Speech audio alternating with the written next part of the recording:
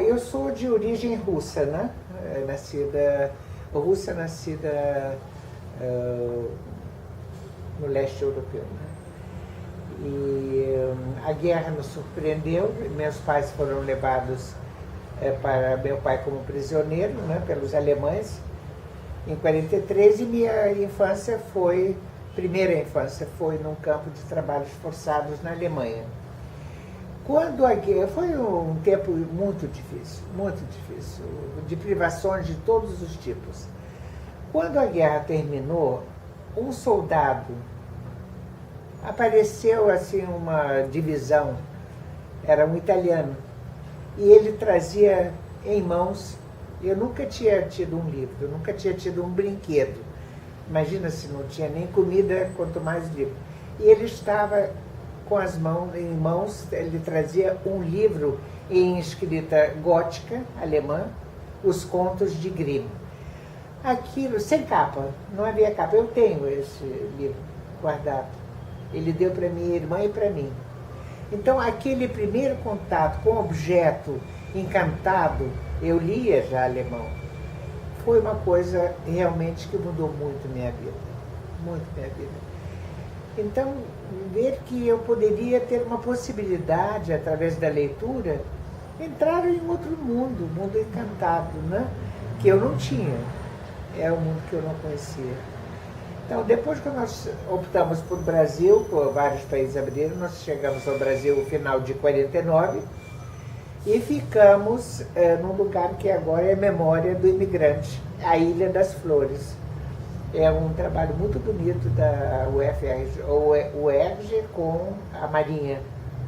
E ficamos lá aguardando até meu pai conseguir um trabalho. O começo foi muito difícil, porque nós não tínhamos nada.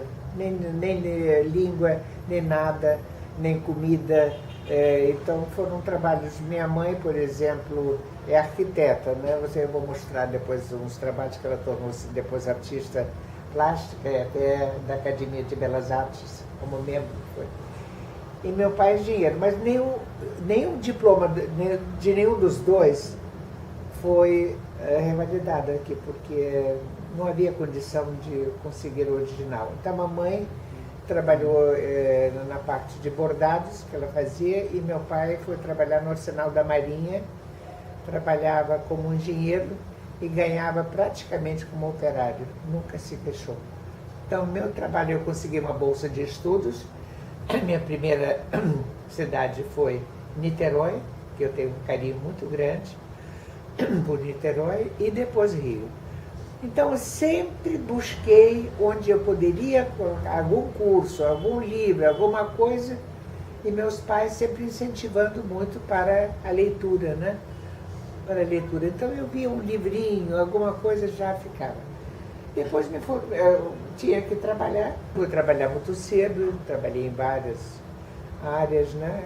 Trabalhei até na inauguração de Brasília, tirei primeiro lugar num grupo de quase mais de 500 moças concorrendo, um curso, trabalhei na inauguração, foi um fato extremamente importante para mim, porque ela marcou a minha nacionalidade. Inaugurar uma capital e ser de origem, eu amo muito o Brasil. Hoje, quando, por exemplo, joga Brasil com algum país das minhas origens, obviamente eu estou com corneta e bandeira na janela do Brasil, né? Sou brasileira. Agora, a escolha da biblioteconomia foi, como eu já disse, uma coisa muito grande, muito forte, muito forte. Eu escolhi biblioteconomia porque eu já namorava alguma coisa, quem sabe? Ah, não! Meu primeiro emprego foi no Instituto de Neurologia. Instituto de Neurologia. Eu tinha que ajudar em casa e também financeiramente. Não tinha ainda um curso superior. Naquele tempo era clássico. E eu fui, então, ser assistente. Auxiliar. A palavra auxiliar. Auxiliar da biblioteca. Era, então, vivo ainda, professor Diolindo Couto. Aí ele me perguntou: Ludmila, você sabe mais alguma coisa? Eu digo: bom, eu falo vários idiomas. Então, além de auxiliar, eu comecei a ajudar na tradução dos artigos médicos que eu tenho guardados até hoje para grandes mestres da neurologia, sobretudo em cirurgia neurológica cerebral para Instituto. Então, aí já começou o meu namoro e a minha convivência com esses meus amigos já íntimos, né? Que eram os livros. Então, nessa época, decidi entrar para o curso de biblioteconomia. Os cursos, então, eram na Biblioteca Nacional, no Porão, naquela parte atrás que dá para a Rua México, né? E era um encanto, porque nós éramos... É como na Alemanha tem algumas bibliotecas e alguns museus onde os jovens pernoitam, dormindo no museu ou dormindo na biblioteca. É uma coisa mais vivida. Então, nós praticamente, era a nossa vida no meio daquele mundo encantado que era a Biblioteca Nacional, né? Aquele monumento, a 8ª biblioteca do mundo, e como os cursos eram embaixo, no porão, nós subíamos muitas vezes para as aulas práticas. Imagina, você subir para a sessão de iconografia, para a referência, para a sala de leitura, era uma coisa, livros raros, tudo isso foi uma coisa inimaginável. É claro que de vez em quando a gente atravessava no caminho de uma ou outra ratazana. Tinha ratazanas e tinha camundonguinhos, que aliás o camundongo também representa a nossa classe. Chamam ratinhos de livros, né? Ratos de livros. Então era um encantamento. Os professores eram muito dedicados, Os que eu me lembro foi o professor Antônio Caetano Dias, que era o nosso diretor. Tinha a professora Deia, que era assistente dele, professora Lídia Sambaqui, o marido dela foi ministro, se não me engano, não sei, agora não me lembro de que presidente, Lídia Sambaqui, que inclusive inaugurou a Biblioteca da Fazenda. Laura Figueiredo, Alice Barbosa, professor Hasselmann, que era de paleografia, que não existe mais. Paleo antigo, grafia escrita antiga, o estudo das escritas antigas. Paleografia. Professora Oséia Botelho, professora Anolca, que era amada por todos, era secretária geral dos cursos. Anolca, e lá, que a secretaria ficava embaixo. Professor Belém, que era um curso optativo, não fazia parte da grade, quer dizer, a pessoa tinha que ter o curso 1, 2. Ele dava a introdução que eu fiz ao jornalismo, professor Belém. E são mais ou menos os que eu me lembro. A professora Maria de Lourdes, porque a época não tinha ainda a parte digital, era chamado reprografia. Então você estudava os métodos reprográficos dos textos, né? Tínhamos também filosofia, introdução aos estudos filosóficos. Então essa parte, ela foi muito rica quando a gente subia para as aulas práticas, a convivência, até o trote quando nós entramos foi muito engraçado, porque o jovem é jovem, mas nós tínhamos várias idades, mas era a maior parte de jovens, né? Tivemos, por exemplo, entre colegas, um que foi premiado com o prêmio Jabuti, o André de Figueiredo, e as colegas todas eram muito solidárias, havia muita confraternização. Xavier Segot, já na URCA, e de Xavier Segot fomos para ali o Centro de Ciências Humanas, que é ali ao lado da Escola Superior da Marinha. Mas essa trajetória, ela teve uma senão grave, porque muitos livros, sobretudo, não eram tantos, muitos não se perderam pelos caminhos. Então, hoje nós temos ali a Biblioteca Central e nós tivemos um reitor chamado Guilherme Figueiredo, que doou toda a sua obra shakespeariana a essa biblioteca, que é a biblioteca da Unirio e também comunitária. E aquela praça não tinha nome. Aquela praça em frente não tinha nome. Então, a pedido da família, eu pedi ao prefeito César Maia, acho que era a época, César Maia, para que pudesse ser dado o nome. E hoje essa praça tem o nome de Guilherme Figueiredo. Porque ele, sobretudo, é um grande teatrólogo. Até foi encenado na Sibéria. Até na Sibéria. Eu recebi um ator aqui que fez questão de conhecê-lo e ele escreveu A Raposa e as Uvas, foram levados em muitos países. Então, como intelectual, ele era um homem muito considerado, né? E a praça ali, por ser em frente a uma biblioteca onde a Bárbara Eleodora, a grande crítica, né, de arte, que era uma especialista em Shakespeare, né, ela também doou agora a sua biblioteca, mas não sei para, acho que para o FRJ, se não me engano, mas não tenho certeza, ou o Instituto Moreira Salles, um dos dois. Então, essa vivência foi muito grande, muito importante dentro da Biblioteca Nacional. Porque quando veio uma delegação da Rússia, ia para a Argentina, para o Congresso da IFLA, do qual eu participei em vários lugares. Em Londres eu fui convidada, aliás, não foi bem Londres, foi Brighton, é uma cidade chamada Brighton. Fiz parte de uma revisão redatora que faz a síntese da apresentação do Antônio Miranda, que foi diretor de biblioteconomia da UNB, nessa época, em 91. Depois fiz parte da Conferência de Paris, da Conferência de Berlim, conferência, e vários países me incluíram, da IFLA, que é muito importante, é uma organização em que meu nome foi indicado por uma colega muito amada, ela muito respeitada, Elizabeth Carvalho, que era gerente regional da IFLA, né? E então meu nome foi votado pelas colegas e fiz parte como membro da IFLA, que é a Federação Internacional das Associações e Instituições Bibliotecárias. É uma honra, a gente não tem remuneração, mas é um prestígio, vamos dizer, profissional de você integrar, e eu fiz parte do setor ligado às bibliotecas prisionais.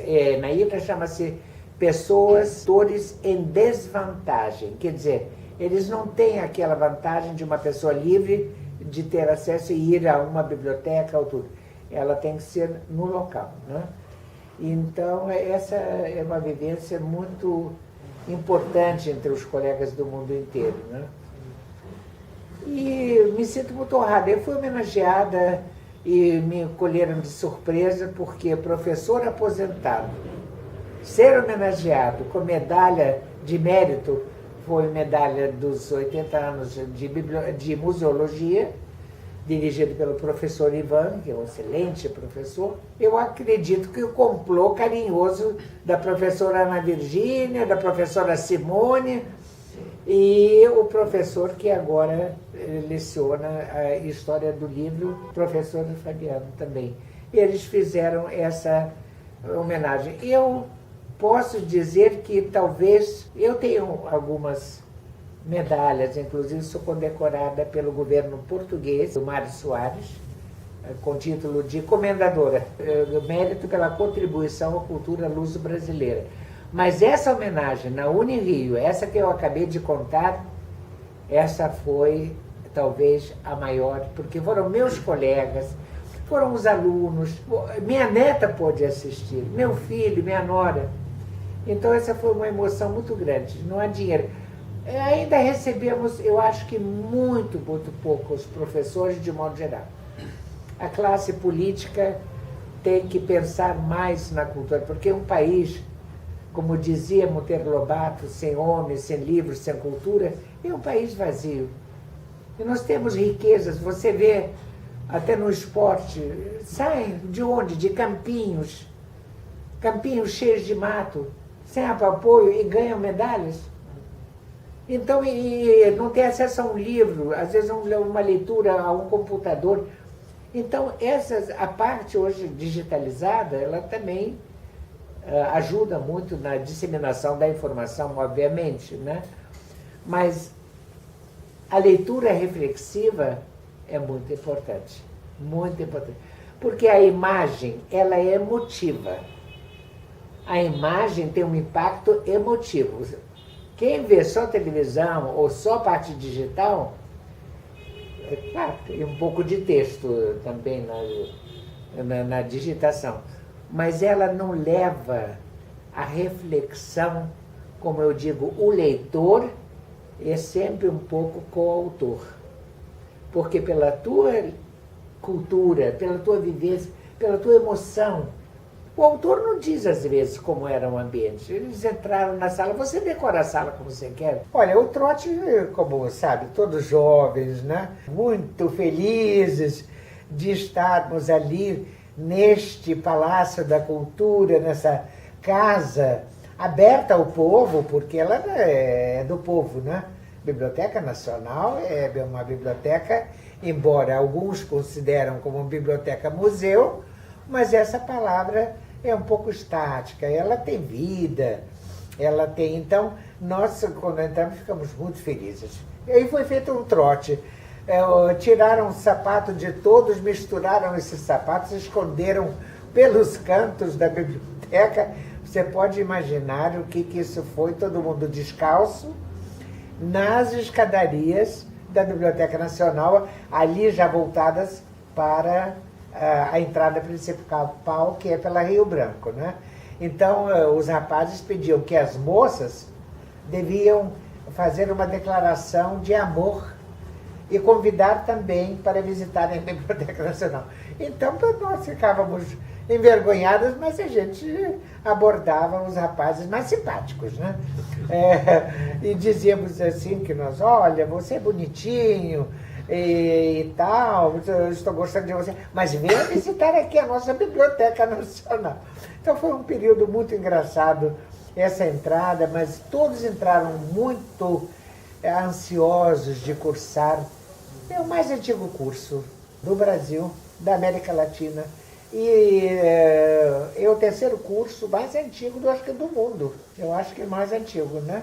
Porque você tem, claro, se você levar em conta como matérias já reunidas, um currículo, alunos, os cursos da Biblioteca Nacional fazem parte integral da história do Brasil. E eu comecei lá a lecionar, eu me formei lá, com muita honra, conforme eu falei, em 67, e teve alguns professores que eu me recordo também que eu queria incluir os nomes. Os que eu me recordo era professor Caetano Dias, a professora Deia, Lídia Sambaqui, professor Xavier Placé, professor Lousada, de quem eu fui depois convidada a ser assistente, professora Marília, professora Laura Figueiredo, professor Xavier Placé, já falei, professor Afonso Celso, Marília, já falei, professor Belém, que era optativo, era a introdução ao jornalismo do Brasil, que eu fiz esse curso. São os professores que eu me recordo, né? E havia também reprografia, uma disciplina que foi dada para Maria de Lourdes também, porque naquele tempo não tem como hoje, era digital. Estudávamos a forma mecânica de reproduzir os documentos, né?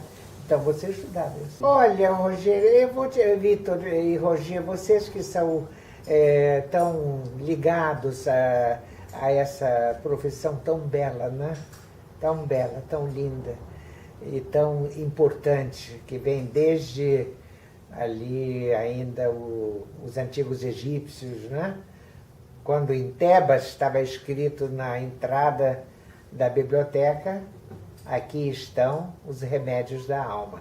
Então, você perguntou qual é a disciplina. Eu sempre fui muito ligada à parte das ciências humanas, a história. Então, por isso que História do Livro era a minha menina dos olhos. Gostava muito também da paleografia, a grafia antiga, o estudo das antigas grafias. Olha, isso me fez lembrar, eu vi Moscou no congresso da IFLA, eu fiz parte da IFLA durante alguns anos, isso é por eleição, fazer parte da IFLA é uma honra para qualquer bibliotecário, e você é eleita pelos colegas da América Latina e Caribe. Então, eu vi em Moscou moças jovens, bibliotecárias, sentadas, decifrando hieróglifos, em pleno século XXI. Isso é uma beleza. Você pode imaginar, século XX, foi em 1991. Então, é tão importante você conhecer o que foi. Agora, também disciplinas como História da Arte, que também sempre fui muito ligada, muito ligada à minha vida, né? Então, essas eram as meninas dos olhos da minha alma. O professor mais marcante, olha, o professor Lousada, não posso deixar de dizer, ele era um apaixonado, a quem eu tive a honra de ser assistente. Agora, teve outros muito bons, um que me marcou muito também foi o professor Vanderlei. Ele dava uma disciplina também técnica muito densa, né? E eu posso dizer que todos os professores davam as aulas com muito amor. Não é querer ser assim uma pessoa, mas havia amor, havia muito amor. Por quê? Olha, a cultura, de um modo geral, a arte, é muito esquecida pelas autoridades, né? De um modo geral. E naquele tempo, o professor não tinha essa regularidade de receber quando recebia, e recebia muito pouco, né? O piso salarial era mínimo, então era muito amor realmente ao trabalho. Alguns eram concursados, ou já trabalhavam em outras áreas, e eu mesma tive que trabalhar em outras áreas também, mas eu acredito que foi o amor. Eu não sei se vocês repararam, se você olhar a estatística, por exemplo, eu sou formada em Direito e também me especializei na área penal e criminologia, onde eu lecionei mais de 20 anos em várias faculdades do Rio de Janeiro. Se vocês olharem pela estatística, você não vê nomes de bibliotecários envolvidos em falcatruas, em assaltos a banco, em corrupção, porque o bibliotecário ou cientista da informação, ele está usando aquilo para qual ele se formou. Em vez de se servir o seu conhecimento, incluir o outro dentro do conhecimento, para que o outro tenha acesso ao conhecimento, que vai lhe abrir outras portas, não é? Essa é a missão, então é uma verdadeira missão. O bibliotecário e o cientista da informação são pessoas que são ligadas a disseminar essa cultura para áreas que não têm, e nós ainda somos muito carentes nessas áreas. Então, vocês que são os jovens que vão levar avante esses projetos, eu acho que é importante exigir, não é pedir, porque é uma exigência, inclusive, constitucional. Todos têm que ter acesso à informação. Veja agora, nós terminamos as Olimpíadas, vai haver muita inclusão nos esportes, né? Por que não também levar mais informação, mais leitura, mais conhecimento? Não precisa ser necessariamente doutor. Isso é uma opção de vida, de seguir avante. Mas que seja um bom técnico, que se forme em alguma arte, né?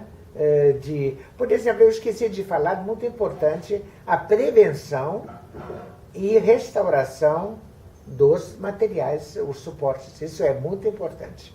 Muito importante. Porque, como com todos os materiais, preconizavam assim quando veio a televisão, vai acabar o cinema, agora a televisão. É a mesma coisa com o livro impresso. Veja o sucesso das bienais. Veja o sucesso das bienais no mundo inteiro.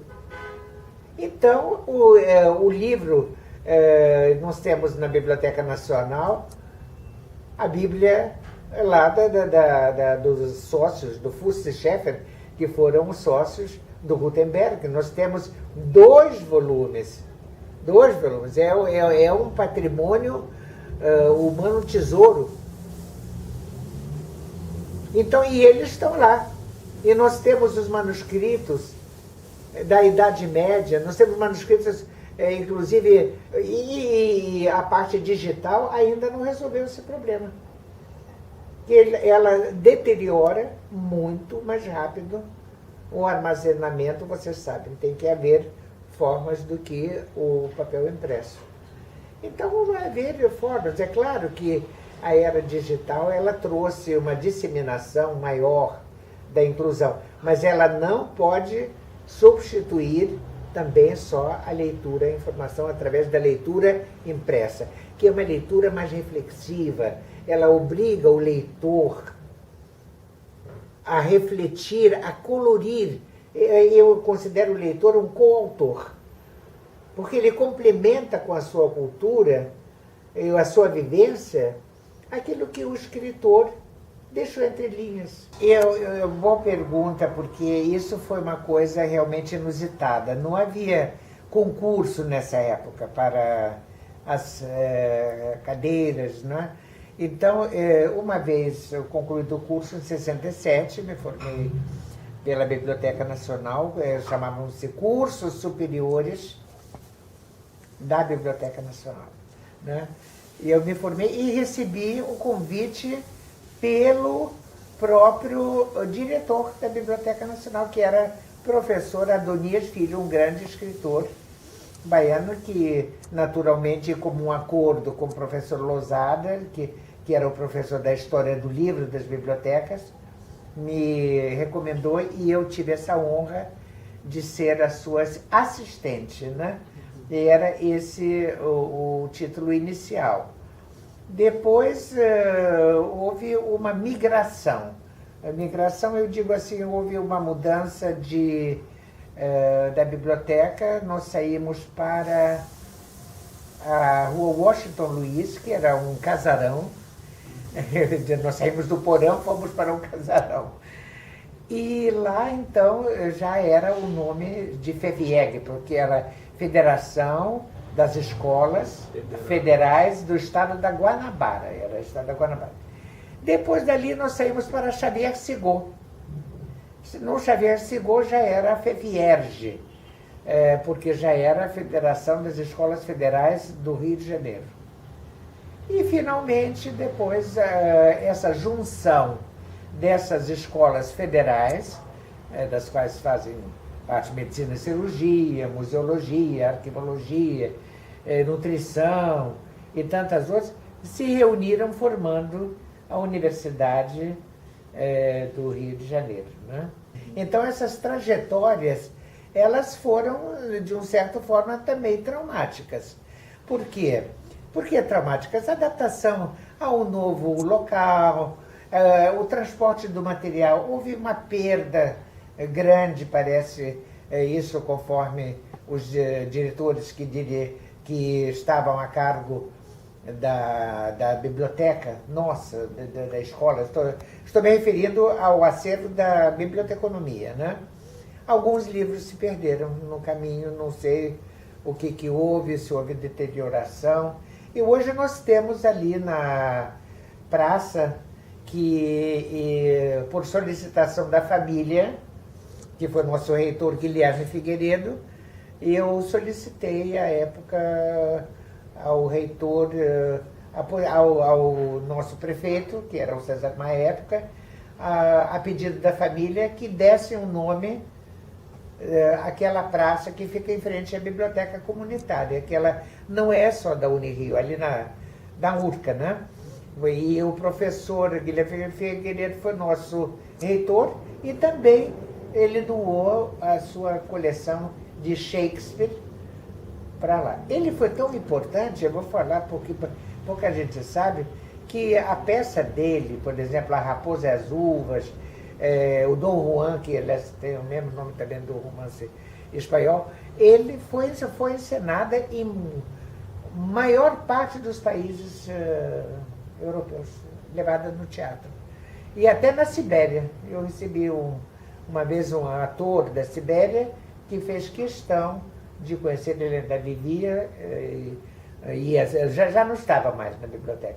Mas todos os reitores foram eleitos, né? A época foi uma eleição em todos eles. Não vou, até vou confessar que eu fui convidada, não vou dizer o nome, para fazer parte de uma chapa, para ser o vice-reitora comunitária, e eu preferi não aceitar e ficar só com o magistério. E essa pessoa foi eleita, então seria uma vice-reitora, mas eu também não vou deixar de revelar que eu recebi convite para também, fui sondada, talvez, à época, para ser diretora da Biblioteca Nacional.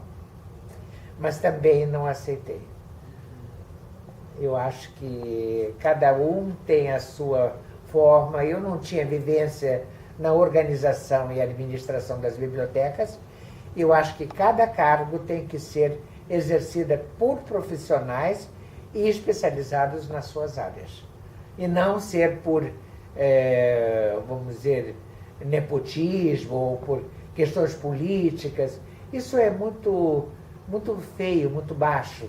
Eu acho que o ser humano tem que ser reconhecido pelo seu saber, pela sua luta, e essa é universal. Não tem menos, todos nascem com a mesma qualidade. É só obstinação, trabalho, muito amor. Agora, claro, as autoridades, eu acho que o Ministério de Educação, e agora também, outra vez voltou a ser o Ministério da Cultura, tem que destacar mais verbas para, sobretudo, para as bibliotecas que estão precisando. Veja a nossa Biblioteca Nacional, há pouco tempo teve infiltrações. Isso não pode ocorrer. Você vai dizer, é só aqui? Não. Eu vi em Petersburgo, que é a época da União Soviética, chamava-se Leningrado, não, mas o nome original já era Petersburgo, né? E eu visitei uma biblioteca que teve um incêndio onde foram perdidos 400 mil livros. Por quê? Pelo problema de instalação elétrica. Então, veja bem, agora, essa questão de filosofia, de visitar e pesquisar, eu acho que a Biblioteca Nacional deveria funcionar, por exemplo, aos domingos também. Você encontra isso em Buenos Aires. Em Buenos Aires eu vi alunos, leitores, como museu, lendo, pesquisando aos domingos.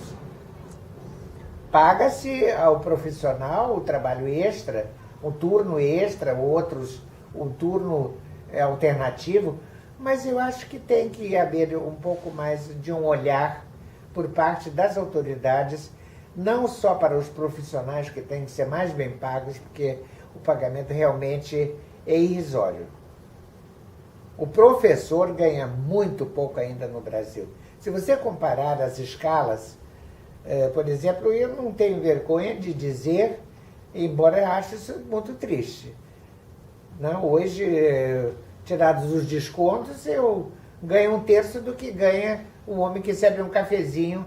Não que ele não mereça lá no Senado, mas ele não precisou estudar tanto, né? Então há uma desvalorização ainda por parte. O bibliotecário também tem que ser, um cientista da informação tem que ser bem remunerado, o técnico tem que ser bem remunerado, porque o técnico é um auxiliar direto. Você não pode viver em lugar nenhum sem os técnicos. Então, eu acho que olhar para as nossas bibliotecas escolares, bibliotecas comunitárias, para que ali, naquele mundo encantado da leitura, o jovem encontre o seu futuro. Olha, até rimou, né? Até rimou. É a época, realmente, você falou, meu nome de solteira era, nessa época eu era Ludmila Popov, né? Eu me caso, o meu casamento foi em 69, né? Eu faço esse ano 47 anos de casada.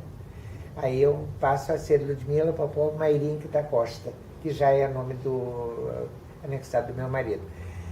Eu exerci com muito amor as minhas disciplinas, com muito amor. Para mim, até hoje, quando eu chego ali perto da sala de aula, eu fico muito comovida e querendo entrar e talvez dar uma aula.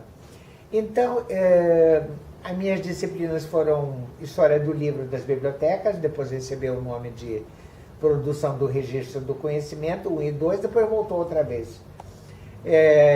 História da Arte, que eu também amo de paixão, fiz vários cursos avulsos pessoalmente, sempre visitei museus, convivi com muitos artistas pessoalmente. Minha mãe tornou-se um membro da Academia de Belas Artes, pela arte dela de pintora e de escultora. E, então eu sempre fui envolvida por esse mundo. Eu queria aprender mais, queria conviver para poder transmitir aos meus queridos alunos, porque eu amava dar aula. Dar aula para mim não era um trabalho, como dizem. Você trabalha onde? Não. Eu ia para um ato de entrega. Como eu dizia, eu era uma narradora. Às vezes, uma narradora que sentia que, naquele momento, se eu notava que os alunos estavam um pouquinho já cansados, eu contava uma brincadeira para voltar. O dia era feio, não, vamos agora pensar. Então, sempre dei aula com muito amor. Agora, eu procurava me preparar. Eu ia, sempre preparava minhas aulas, fazia um roteiro. Outras disciplinas que eu tive a honra de ter sido convidada para lecionar foi Introdução à Cultura Brasileira, Introdução à Realidade Urbana Brasileira. Essas foram disciplinas que eu pude lecionar, né? E todos foram. Agora, os alunos eram... Eu tinha uma relação com meus alunos de grande afeto, de grande afeto. Eu posso dizer sem medo de errar. Se eu encontro alguém na rua, é alguém que vai se jogar nos meus braços, eu fico até comovida, porque isso é uma coisa... Não há salário que pague. Não há salário, você conquista isso, né? E eu até depois vou mostrar a vocês ali um retratinho que eu tenho, porque isso você transmite, né? E eu tive essa relação. Agora, muitos alunos, não vou dizer que foi por causa da minha disciplina, mas eu não consigo lembrar os nomes todos, porque foram 39 anos, contando desde 68, foram 39 anos de magistério. Eu só tive uma única vez, tirando as férias regulamentares, em que eu tive uma estafa muito grande, por vários motivos à época, em que eu tive 15 dias de repouso, né? Eu fazia muita coisa, eu lecionava em 5 faculdades, o filho era pequeno e eu tive realmente uma estafa. Foi a única vez. O resto, sempre muito dedicada, procurando participar dos movimentos associativos. Fiz parte da primeira Associação Brasileira dos Bibliotecários, da diretoria. Por eleição, integrei 2 vezes o Conselho CRB7, lutando pelos direitos, né, dos nossos colegas. E também sindicalizada. Eu acho que o sindicato, as associações são muito importantes, porque eles vão lutar pelos direitos E deveres também, porque não é só direito, nós temos os deveres. Então, a minha relação com os alunos, até hoje, é inesquecível. Meus alunos, hoje, tem muitos deles na Biblioteca Nacional, dirigindo. A Virgínia, a Ana Virgínia, ela hoje é professora responsável pela disciplina, junto com o professor Fabiano, né? É Fabiano? Fabiano Cataldo. Isso, Fabiano, que é muito também preparado. E ela hoje dirige ali a seção de obras raras, né? Então, Marli Soler dirigiu uma biblioteca, Elizabeth Carvalho, que foi a gerente regional da IFLA, ela se formou um ano antes, mas é uma grande bibliotecária também. E na Biblioteca Nacional tem vários ex-colegas, ex-alunos que estão dirigindo. Tem um detalhe que pouca gente sabe. Raramente o bibliotecário fica desempregado. Ou ele trabalha em bibliotecas, por exemplo, fazendo digitalização, é um dos aspectos também, em bibliotecas jurídicas, científicas. O bibliotecário encontra seu campo de atuação em muitos campos. Bibliotecas escolares, bibliotecas... Olha, só de arte, bibliotecas de arte, a Redarte, nós temos mais de quase 40 bibliotecas. Redarte. Bibliotecas científicas. Eu comecei a trabalhar muito cedo. Eu não era formada ainda, nem ainda cursava, mas quis o destino que meu primeiro emprego fosse no Instituto de Neurologia como auxiliar da Biblioteca de Neurologia que integra a Universidade Federal do Rio de Janeiro. Uma biblioteca médica, onde eu fazia traduções do russo, do alemão para os médicos de então. Professor Mário Portugal, Elsa Varengas, citando o doutor Sérgio Nuvis, professor de Olindo Couto, mestres da neurologia, né?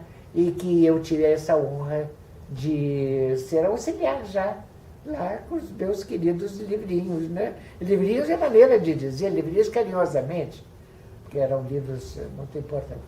Então, essa relação, eu acho que uma coisa que eu queria ressaltar a vocês, bibliotecários, né? O trabalho que vocês estão fazendo. Eu estou achando isso uma coisa tão importante, porque, de um modo geral, há uma frase que diz: brasileiro não tem memória. Não, vocês estão mostrando que brasileiro tem memória.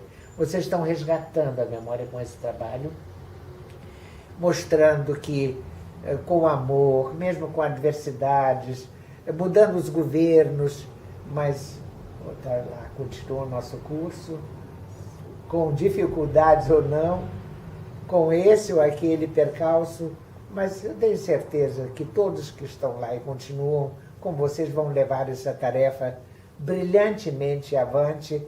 Parabéns por esse trabalho. Eu estou até muito comovida, porque lembrar de uma professora aposentada, que eu tenho muita saudade dos meus alunos, sobretudo dos alunos, eu tenho muita saudade de conversar com eles, de colocar para eles aquilo que eu pude aprender.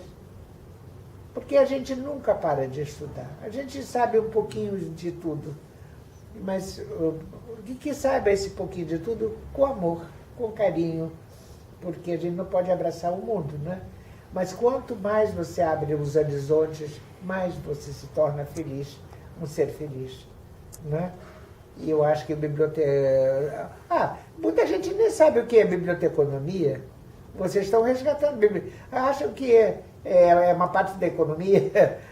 Biblioteconomia, me perguntavam: que bom, você está fazendo economia.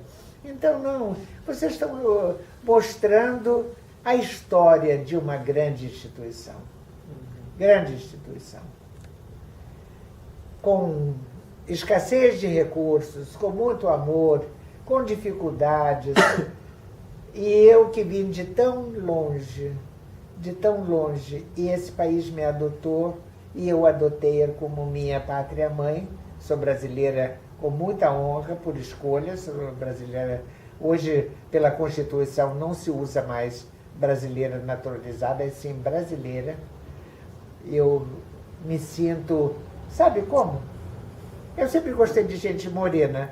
Eu digo para minhas amigas baianas que eu, quando chego na Bahia, eu me sinto uma mulata, vestida de baiana, e de preferência fazendo também acarajé e lendo um bom livrinho lá na Bahia, numa rede. Então, eu estou muito integrada. Graças a Deus, tenho um filho brasileiro, uma neta brasileira, e que estão honrando. Meu marido, que é um grande jurista, tem quase 30 livros publicados na área penal e na criminologia, desembargador aposentado por concurso. Por concurso ele ingressou na magistratura e hoje é autor de mais de 20 livros, ainda continua lecionando. Então nós em casa temos essa convivência. Direito eu fiz muito por causa dele, para entender melhor. Agora, em primeiro lugar, biblioteconomia. Em primeiro lugar, a escolha foi essa. Olha, no início, em 68, eu posso dizer que, como a área não era ainda muito conhecida, eu posso até dizer que era um pouquinho mais classe média alta. Média e alta. Eu não me lembro de ter tido, assim, colegas muito carentes, né, na época, ou alunos.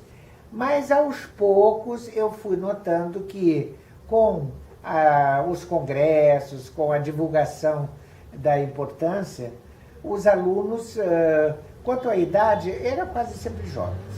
Quanto à idade, desde 68, eram da idade mesmo universitária jovens. Ao contrário, por exemplo, direito, você encontra já pessoas, soldados, bombeiros, médicos, que querem fazer direito. Né? Já a biblioteconomia, não. Você, de um modo geral, o aluno é mais jovem. O que eu notava no início, e até bastante tempo, nesses 39 anos, que a maior parte dos alunos eram vindos das zonas carentes, das áreas carentes. E isso, o que trazia? Muitas vezes havia um pouco falta do embasamento de cultura geral. Então, isso obrigava o professor, no meu caso, de uma matérias extensas, de situar historicamente, culturalmente, eu tinha que me desdobrar para, além da matéria, ainda praticamente dar outras matérias, porque elas eram matérias auxiliares, que eu tinha que também dissertar, porque em grande parte, às vezes, alguns pais vinham de famílias de analfabetos. Então, a maior parte dos alunos, eu notava que vinham de famílias muito carentes, famílias que lutavam para viver, né? Então, eles já estavam à frente dos seus pais culturalmente, mas que você sentia que, em alguns casos, até os pais eram já letrados, mas eram chamados analfabetos funcionais, ou seja, sabiam ler, mas não tinham culturalmente a experiência de entender o texto. Esse é o grande problema da maior parte ainda dos brasileiros, onde não tem acesso à leitura, à cultura, à informação. Com o passar dos anos, eu comecei a notar que, com o advento também da globalização da informação, e sobretudo dos meios das redes sociais, isso trouxe também uma ajuda. Você vê, às vezes, o aluno, ele às vezes vem de uma família carente, mas ele tem o seu smartphone. A família faz de tudo para que ele tenha esse instrumento, né? É claro que o computador veio a trazer também uma ferramenta importante, e isso aumentou o horizonte cultural, Porque se ele não sabe uma palavra, ele vai lá na Wikipédia, ele vai no Google, e ele vai procurar uma informação que talvez ele não tenha tido. Isso não substitui o livro, mas eu acho que a maior parte dos alunos eram muito interessados, não faltavam, raramente um aluno ou outro faltava, muito raramente. Eram assíduos, eu não tenho o que falar dos alunos de biblioteconomia, não.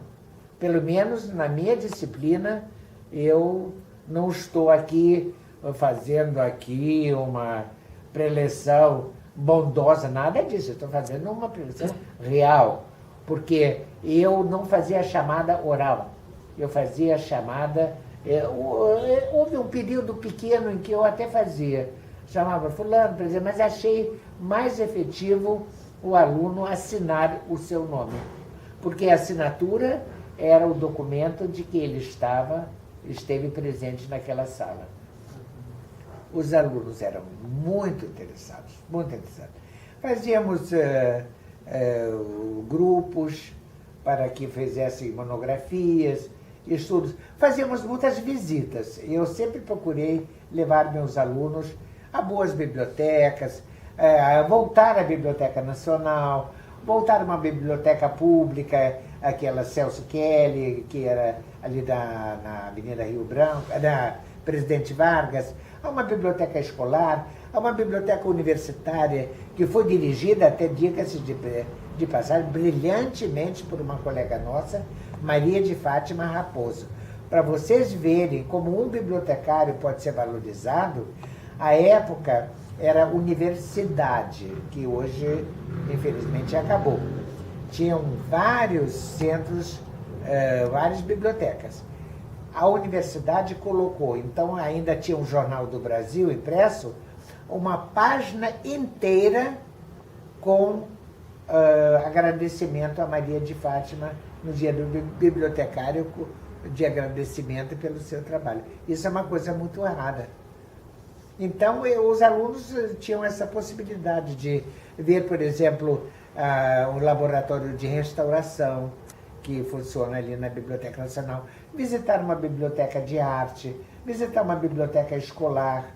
Tudo isso foi muito importante. Eu acho, por exemplo, nós não podemos deixar de excluir o trabalho belo que faz, por exemplo, o Instituto Benjamin Constant, que, aliás, vocês podem divulgar isso para os alunos, de serem voluntários para fazer a leitura para os deficientes visuais, né?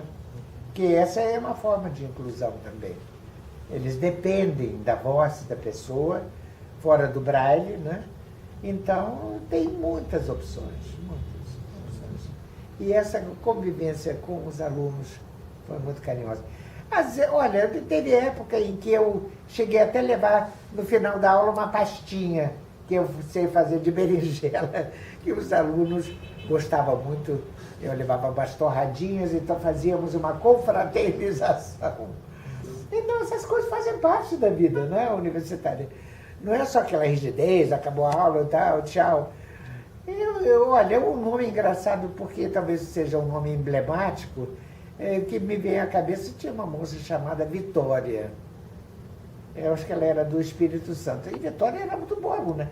É que ela fazia, além de ser excelente aluna, sempre com notas máximas, ela fazia um trabalho de artesanato em papel seda, em que ela furava com agulha e fazia como se fosse uma renda. E fazia diplomas, convites, então, alguns nomes. E, claro, por exemplo, o Sérgio foi um rapaz que foi do diretório acadêmico, foi muito ativo, um grande líder também, estudantil. Esses nomes não dá para lembrar. 39, a mente, eu já tenho dificuldade de gravar nomes. Olha que eu tinha que falar também dos meus nomes das minhas disciplinas. Quanto mais ainda lembrar que de manhã, 2, 3 turmas, e ainda as de direito, não dá. para agora. Agora, eu sou muito boa fisionomista. Sim, outra coisa que eu esqueci de falar, que outro trabalho que me dignificou muito, então a professora Simone, à época, em que eu recebi um documento muito importante, em que era ressaltado quanto à minha pessoa o notório saber na minha área. E eu ganhei uma licitação em que não só meu currículo integral do meu trabalho entrou em conta, como também a proposta de trabalho, e eu fiz avaliação, não é, patrimonial e cultural para a Procuradoria Geral do município do Rio de Janeiro. Eu participei de uma licitação e a minha proposta foi vitoriosa, né? Então, com um grupo que trabalhou comigo, uma equipe, nós avaliamos a biblioteca do professor Celso de Albuquerque Melo, professor emérito de Direito Constitucional. Foram 22 mil volumes à época pesquisados e avaliados, do qual saiu o laudo avaliatório. E também outros trabalhos, como eu fiz para particulares também, de avaliação do acervo, né? Porque aí não entra só, aí entra toda uma técnica, né? É todo um saber também, porque você não é só olhar se o livro está em boas condições, se ele está higienizado, se ele está fisicamente apto para ser manuseado, mas também, sobretudo, o seu aspecto cultural e a sua importância para a instituição que quer adquiri-lo ou para quem tem a posse desse livro. Aí que entra essa avaliação, aí já é o trabalho do profissional, no caso, o meu trabalho de avaliação cultural e patrimonial e financeiro dessa obra.